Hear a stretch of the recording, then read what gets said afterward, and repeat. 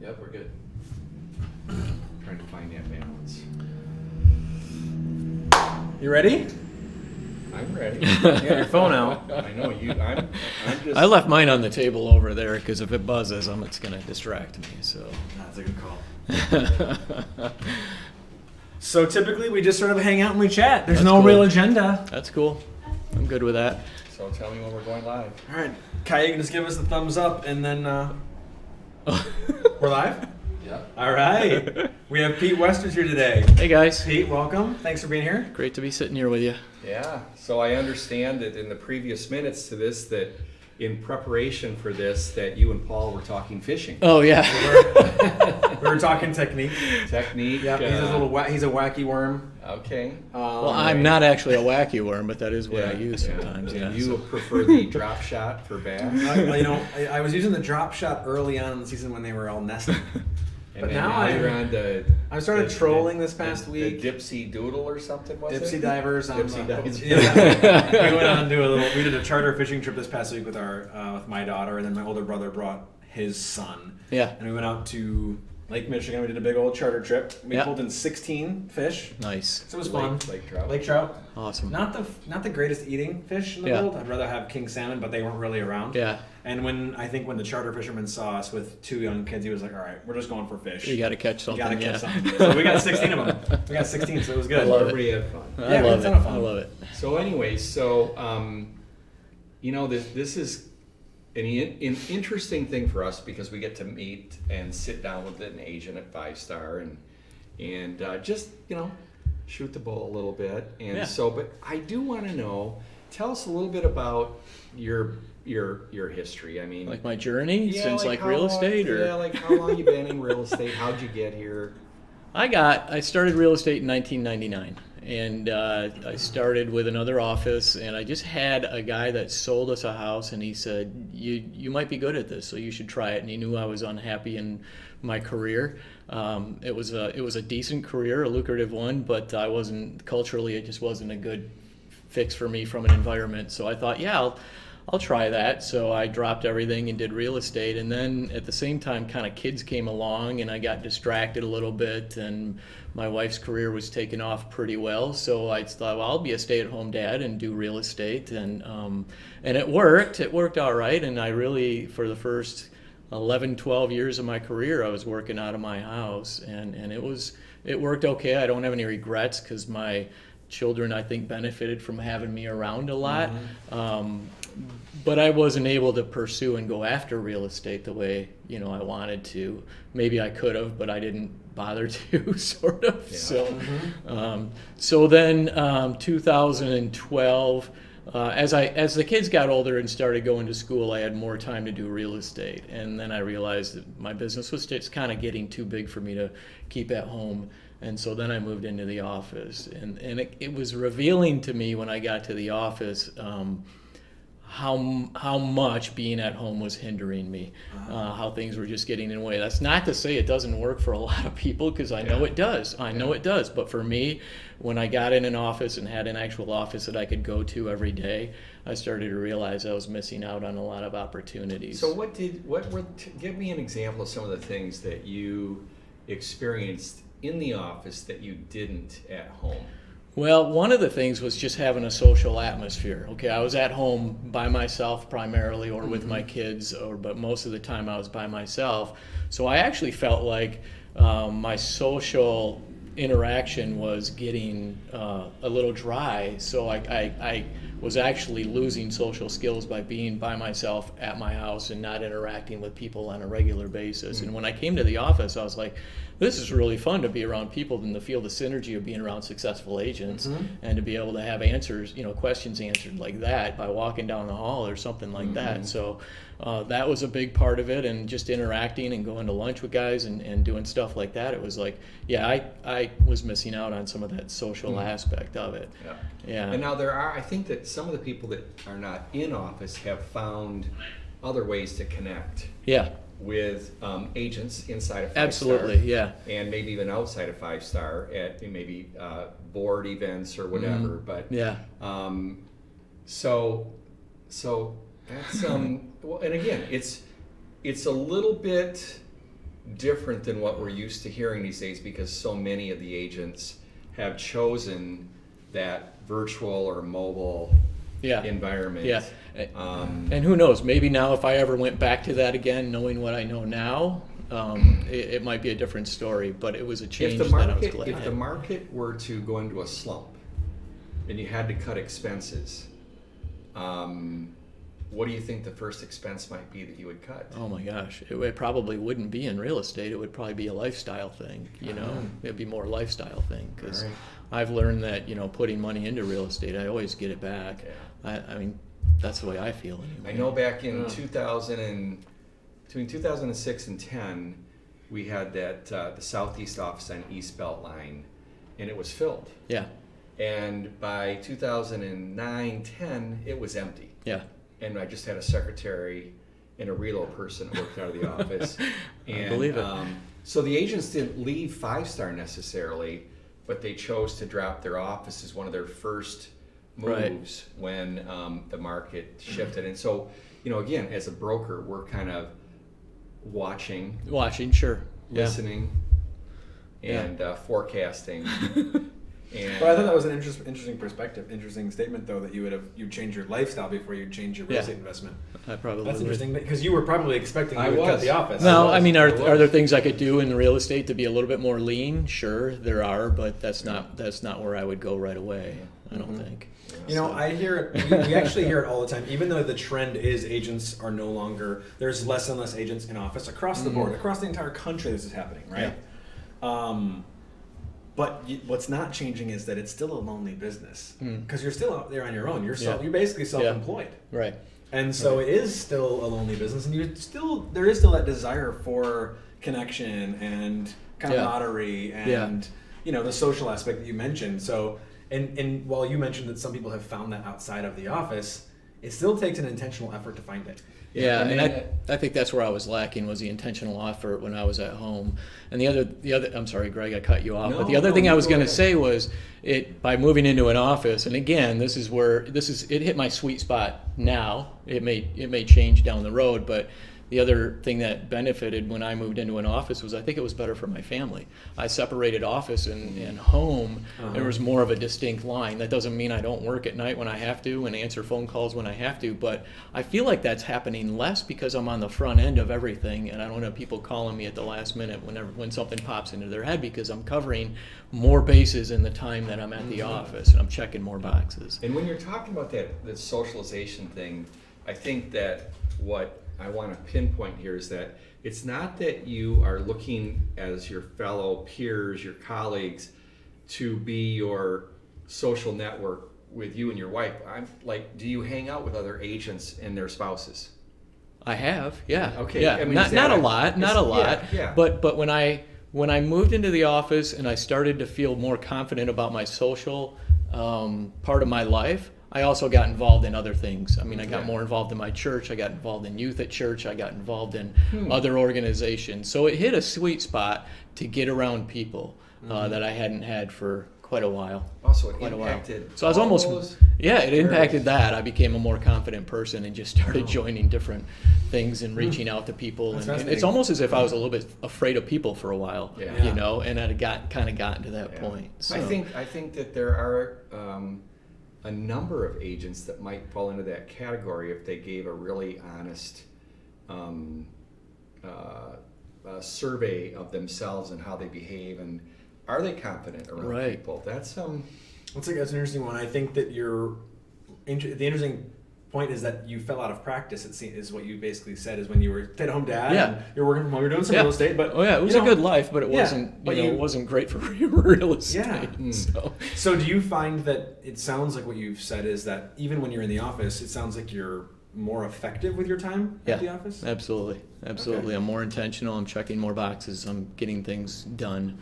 Are you in office almost every day? Pretty much every day. Yeah. Yeah. Not every day, but Yeah. more than at least 4 days a week. Yeah. so Not more. you get up in the morning.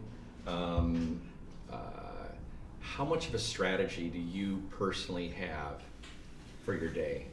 And that's a great question, and I could go on forever about the way my business has evolved in the last few years. But between implementing new systems and things like that, my day is pretty intentional. I mean, when I come into the office, I have a checklist, and that's what I've responded well to, is having a checklist of things I have to do. When is that checklist prepared? It's an ongoing checklist. So when I touch base with somebody, if I need to touch base with them in a week or so, it's already on there.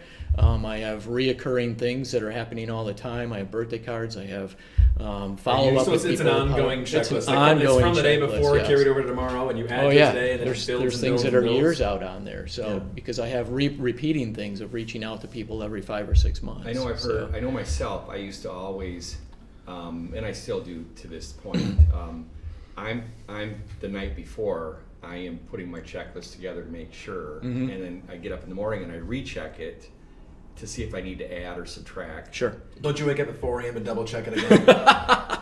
Not anymore. I would say I used to do that for many years, Yeah. but it's gotten Yeah. a little bit later. Yeah, okay. Well, and what works for me is if I'm sitting around reading a book at night or watching TV or something like that, and I think, oh, I got to do that tomorrow, and it's not on my checklist, I can right there on my phone. I can quick, take 30 seconds, enter Do you it use in the there. app, and- like the Notes app? I use a reminders app on Okay. Apple, and then I have a CRM that I use as Okay. well. Which So, one? Exact, IXACT. Oh yeah. Yeah, ACT. Yeah. ACT. Yep. Exact. All right. Yep. So I kind of have a hybrid between those two that I'm And does touching that base have with all the time. pre-prepared letters and stuff Yes. in it? So, Yep. and is it real estate specific? Yes. Yep. And what does that cost a month? Let's see. I want to say I pay around $250 a year, so $20 a month, 25 bucks a month. Minimal. Yeah. Have you ever looked at KV Core? I have, but what happened was I bought the Exact literally 2 months before KV Core came out, or before I heard the announcement. And I took those 2 months to just move my whole database over to it, and I was like, oh, I can't do that again. So as much as I would love a free one, so I just looked at it. That's all I can say about that. So. Well, they say the best CRM is the one that you use. Yeah, So- it's working, and it's working They well. all work. Yeah. You just have to work them. Yeah. It's pretty simple, Yeah. but it gets complicated when you add people into the mix. Right. It can make things very complicated. Yeah. So Yeah, you also mentioned just a minute ago reading. yeah.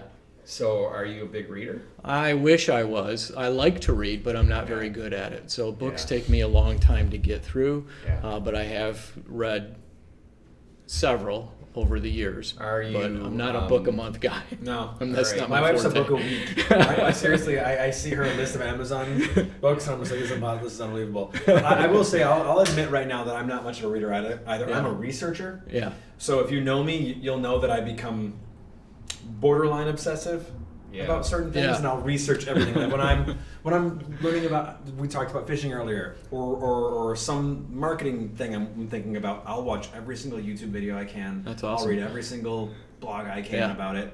So Love sometimes I feel like, Greg has such a respect for readers. yeah. And sometimes I feel like, well, I'm not much of a reader. Mm-hmm. So sometimes I wonder, I feel bad that I'm not a reader. But I feel like I'm not just, I'm giving myself a little pat on the back. Yeah. I do research. Well, the primary thing that that I learned early on was that if I didn't subject myself to what somebody else was thinking or writing, I lived in my own little world, and I had a very limited world if I just had what I had between my own two ears. And what's been amazing for me over the years has been every time I read a book, I mean, I almost don't even have to finish a book, because in the first chapter or the first couple chapters, sometimes the foreword, I've got so many ideas snapping off Yeah. because I just read something that gave me all this new information, and it was triggering all these different things. Yeah. So sometimes I'll do the first couple chapters and then say, well, I'm going to skip to the end, see what the summary is at the end, and read the last couple if you of wanna go back chapters to the middle and later. see if I want to go back and read anymore. That's funny. But again, I use it to spur my own thinking because I just don't have enough inside of me. Got it. And so I've always felt that if you don't read, you're limited. And it's like, why would you limit yourself knowingly. Well, you wouldn't limit yourself knowingly, right? Right. And Right. But in today's world, you have podcasts, you've Yeah. got YouTube, Yeah. you've got these blogs, you've got TED Talks. all these little things where you can get these great. Yeah, and that's more my style. The more quicker things, Yeah. that don't Yeah. that aren't a commitment to. Yeah. I read articles and watch podcasts and things So, like that. So. what's your biggest source for real estate activity? Sphere, cold calling, friends, Open houses. open houses. Yeah, it's probably Sphere and word of mouth referrals. Mm-hmm. I had to find out, and this has evolved in the last three to 4 years too. I had to find out. I mean, I had all these great ideas, but how do I implement them? I was one of these people that would look at, like for instance, I just had a client appreciation event. I looked at the entire event and went, oh God, that's overwhelming. I can't even think of how I'm going to do that. But by going through some coaching, we narrow down what works for me, and it's the checklist thing, having tasks every day. Sometimes I come into the office and there's 2 of them, sometimes there's 20 of them, but at least getting those done every day and touching on them. So once I figured out that was my sweet spot for getting things done, then it was a discipline to say, don't look at the whole thing. What do you need to get done today to work toward that? And the coaching really helped me with that. Just say, do this one thing today, and then when you get it done, add the next thing the next day or the next day after that. And so I had a client appreciation event, something that I would have never dreamed of having 3, 4, 5 years ago. I would have been scared to death to do that, but it was a success. It was awesome, and I'm going to do it every year. What'd you guys do for this I party? rented a suite at a Whitecaps game, and Oh, it was nice. incredible. I had 75 people there, Sweet. and I realized these are some of my great people right here that I love. It's your A-team. And if you're afraid of the cost, the way I justified that was, and if anybody wants to know how much it costs, I'll share that with you, but I looked at the cost of doing it and the man hours I had into it, and I just went, okay, so there's no doubt in my mind I'm going to get a closing out of that I wasn't already going to have. No doubt in my mind. And most likely that closing is going to be more money, that commission from that is going to be more money than what I spent on this. Right. So I essentially just got paid to hang out with my friends and have a great time at baseball games. So So really, that's how I looked at that. So That's really- a great way to look at it. Then really, as you look at that, you go, all right, so that was 75, but obviously you probably could come up with more people than 75. Yeah, I turned some right? people away. Yeah. So I'm thinking, why not next month again? I know. I know. Well, What's holding you back? I know. Well, I don't know, because there's only so much I can do as a single agent. I'm not, I don't have a team, so it's all on me. So yeah, I could probably do one every 2 months or so. Yeah. So why aren't I? Yeah. I don't know. I guess I don't want to. I guess I want to make it more of a novel. I don't want to lose the novelty of it. Yeah. The sort of the special event Agents, of it. I mean, historically, real estate agents are known to find something and actually implement it, Mm-hmm. and it works. And then you talk to them 3 years later, and they'll tell you about this event, Yeah. How wonderful it how was. wonderful it was, and then you'll say, well, Why'd you stop doing it? And they go, I don't know. I don't know. I just got busy. and so it's like, so again, you were talking about it earlier, that you just have to keep going. Yeah. And I've always said, so many of us worry about the results Yeah. instead of just focusing, because you can't control the results, right? Right. All you can control is what you do, your checklist Mm-hmm. in your case. And so if you do that checklist, you don't have to worry about over here, because if you're doing these things over here, Yeah. this is going to take care of itself. The result takes care Because of itself. it's not, it's like goal setting. It's like, I want the red Ferrari. Well, okay, that's a great goal, but that isn't, just having that goal isn't going to get you there, right? Agreed. It's what are the things that have to be done to earn that much money, Yeah. Right. and focus on those things that you can control. Right. You can control how many open houses you have. You can control how many phone calls you make. You Mm-hmm. can control how many note cards you send out every day. Did you go to Ninja?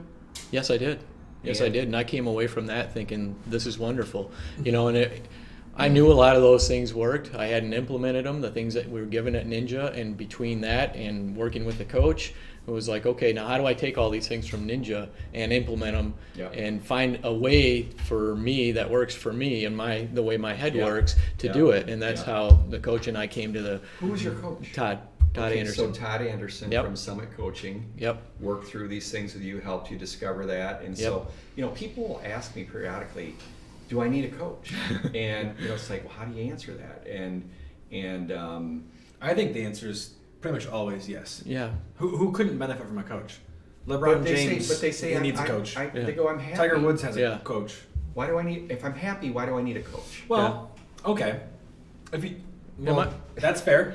Yeah, my response to that is what's keeping you from at least trying and finding out. Yeah. So I mean, and it, I knew about Todd, and it took me 2 years to get to him, really. Yeah. And finally I just said, I'd like to meet with you and try this, and he was very respectful and said, do you want to do it every time? He says, do you want to meet again? Do you want to meet again? And every time I've said yes, because this is beneficial, not just in real estate, but in life. Mm-hmm. He's helped me, he's helped me identify some other areas of my life where I can, just do better and make them more of it. So it's been very beneficial. And for a while it was every month, then it was every 2 months, and now we're doing it quarterly, and I'm still, just kind of getting a calibration check every once in a while with him. So Obviously the market's changed. You've been around for 20 years. Yep. I've always thought that the agents who thrive, let alone survive, are the ones that adapt. Mm-hmm. So things have changed. Absolutely.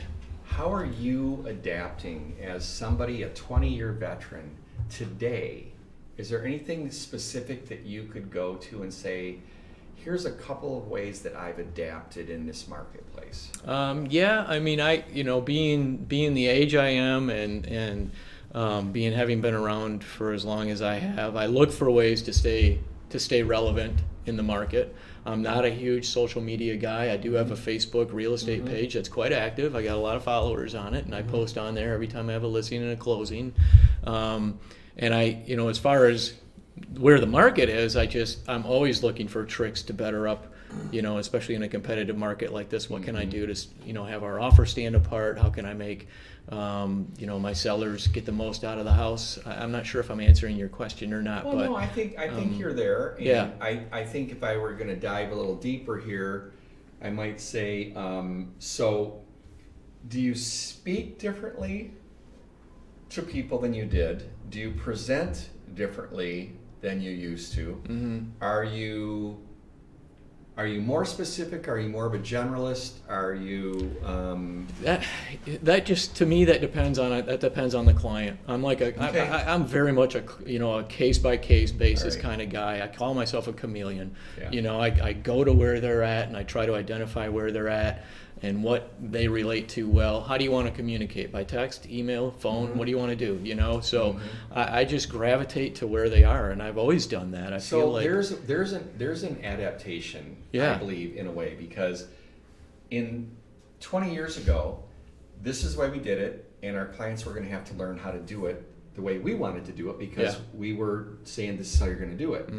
Today, the adaptation is when you meet the people, you go, how do you want to be communicated Absolutely. with? What is going to make you, what's best for you? Absolutely. And so to me, I think for some people that's probably always been around, but I think there's a lot of people yet that could look at their lives and the way they're doing things and say, am I doing this because this is how I want to do it? Yeah. Or is this what's best for my clients? Right. And not only because this is how I want to do it, but I don't subscribe to the whole thing of, hey, it's always worked this way, so let's just keep doing it this way. I've never been okay with that. I'm always looking for new ways to do things, and it goes against my nature a little bit, but I force myself to learn new ways to do things. And when I see other agents that are doing cutting edge things, I'm looking at that and I'm going, ooh, I can use that.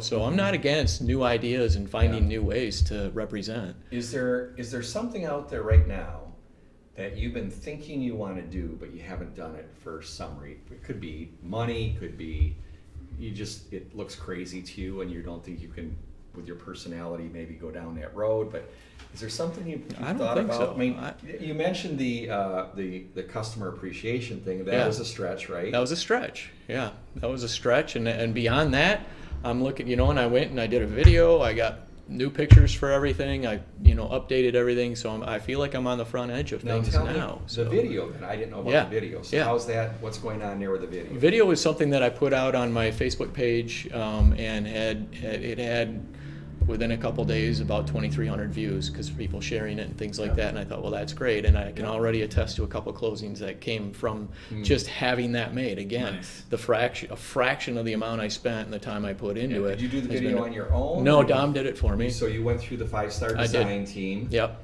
Yep. And they tell me about the process. What happened in that process of working with the design team? Okay, well, that was first. I just sat with Dom and he asked me a lot of questions, and it was more of a one-on-one, interview. And then he came and did some shoots with my family at my house to get more personal. I gave him some of my clips from when I was fishing. Were you and, guys playing card and games? things like yeah. We were playing cards, and then there was a couple clips of me fishing and things like that because outdoors is my passion. And then I had a couple clients that were wonderful enough to be in the video. I showed them their brand new house after they bought it in the video, so it just worked out well. It was a joy. Have you done any videos with our staff on a home, on a listing? No, not yet. All right. No. So that's I think that what I've seen with people, they'll say, well, I don't know if I can do that on every one. And it's like, well, do you have to do it on every one? Or if you do it on one, doesn't that give you an example of what you could do? Sure. Yeah. And then depending upon the listing or the price range or whatever, you could go in different directions there. So, Sure. Yeah. Anyway, Paul. We got some camera stuff we're working on here, but This one's working. Okay. So you're still on. Here's front Yeah, center. you're still on. Perfect. Woo! All right. Technical difficulties. Technical difficulties. So, Alright. so it is 1:26. Awesome. So that was about 30 minutes. Yeah. Cool. Chatting right there. Yeah.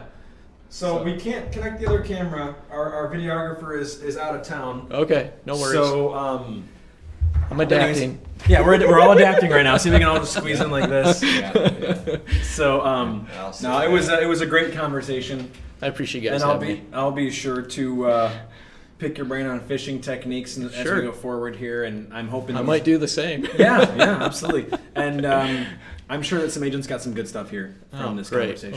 Well, it's been a pleasure. We good? Yeah. All right. Awesome. Thank you very All right, much. cool. Thanks everybody. Thanks, guys.